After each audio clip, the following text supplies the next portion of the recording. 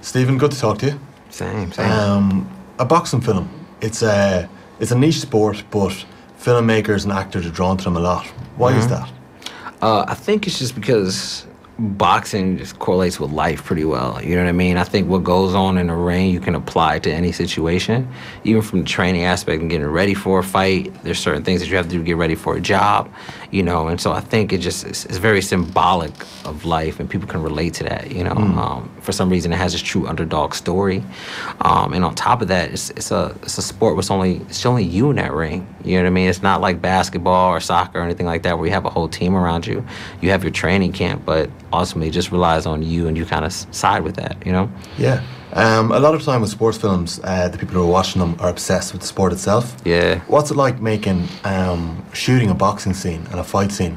I know there's loads of difficulties with it, but I'm sure it's also changed over the years as well. Yeah. What was it like for you shooting those scenes? It is a bit different, but there's some similarities. That's what Sly was super helpful in, like, he shot so many of these things, and, like, you know, not necessarily camera placement, but like a schedule and like how to make it efficient, and like shooting outside the ring first, going inside, what things work, what didn't. So he kind of gave me that insight beforehand. For me, it was more so finding new ways to kind of tell the story, you know, and that's where the camera's placed. That's using sound, and that's using also the character's emotions and the backstory to create this kind of intense, you know, fight, you know, where just super dramatic and you don't know what's going to happen, and trying to find areas where to surprise people.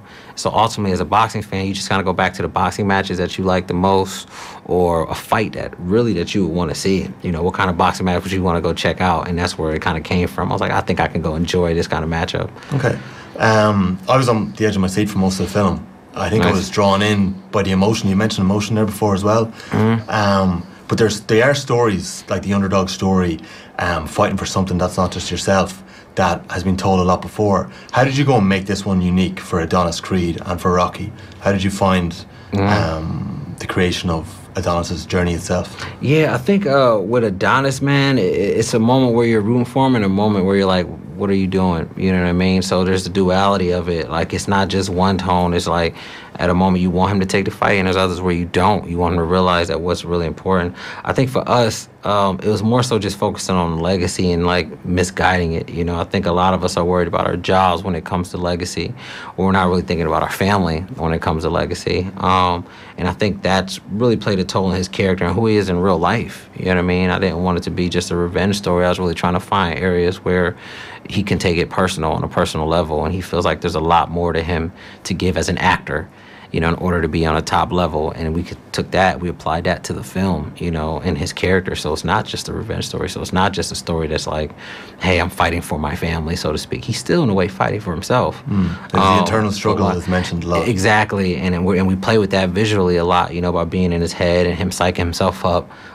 We show his vulnerability. We show the doubt, you know, which I don't think you really see too many times in boxing films. It's kind of just like, I'm this dude and I'm going to go out there and take him on. Whereas this one, you saw he had a struggle. Okay. For yourself as a director, getting involved in something like the Rocky franchise, but not just Rocky, Creed is becoming a franchise now as well. What was that like as a decision to jump in and take on this movie? It's scary because what you just said, I'm trying to find the areas that make Creed its own franchise, you know, while still paying homage to the Rocky series. So the challenge is, you know, pulling from those other films, but yet at the same time pulling from Creed 1, and at the same time making it Creed 2 its own movie, which everybody kind of came in and said we wanted it to be sort of a standalone, you know what I mean? So we're trying to tap into that. So that's probably was the biggest challenge, is finding that balance between it all, you know, and making sure that Creed is now its own thing. It's your time now, kid. It's like a line in a statement that sticks out. Let's jump into another film maybe down the line. Yeah, I think, though, there's some plants in there that I'm excited about, that when rewriting the script, I wanted to add in, because I wanted to see if, you know, MGM and the studio and the producers will go a different direction. So we'll see what they do. Brilliant. One last one. You mentioned you worked with Sylvester Stallone. Yeah. He obviously has all that time in boxing. Was there any standout piece of advice he gave you when you were working towards creating this film? Yeah, he's the one who really pushed me not to try to fall into his steps, you know what I mean, like, or his shoes. He really wanted me to do my own thing, which was nice. But at the same time, while on set, he was always reminding me that it's not about the fights, man. Like, he was like, people get caught up in the fights. He's like, it's about the corners, you know. And so, like, I really try to focus on the drama. That's what he really was trying to say. When you're in those corners and we're talking to him, those are what push the fight and make it what it is. Which, you know, is things I would always take with me, you know, because it's like any movie you approach, you can always now, it's not about the action pieces or the huge set designs. It's about those little small intimate moments, you know.